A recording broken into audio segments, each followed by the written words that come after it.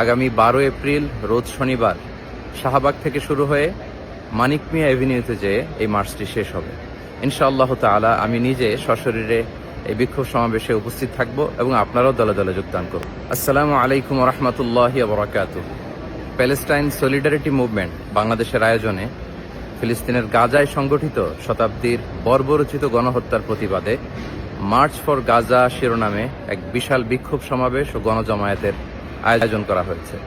আগামী 12 এপ্রিল রোজ শনিবার শাহবাগ থেকে শুরু হয়ে মানিক মিয়া অ্যাভিনিউতে যেয়ে এই মার্চটি শেষ হবে। ইনশাআল্লাহ তাআলা আমি নিজে সশরীরে এই বিক্ষোভ সমাবেশে উপস্থিত থাকব এবং আপনারাও দলে দলে যোগদান করুন।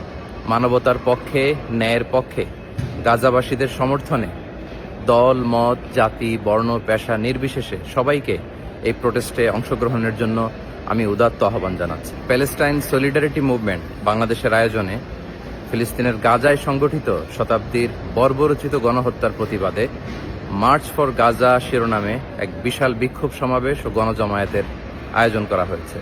আগামী 12 এপ্রিল রোজ শনিবার শাহবাগ থেকে শুরু হয়ে মানিক মিয়া অ্যাভিনিউতে যেয়ে এই মার্চটি শেষ হবে।